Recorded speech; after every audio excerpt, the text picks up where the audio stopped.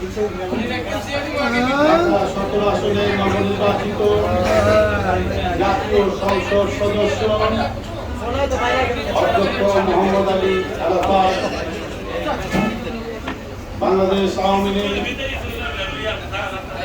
কার্যনির্বাহী সদস্য, বিশেষ অতিথি হিসেবে উপস্থিত থাকেন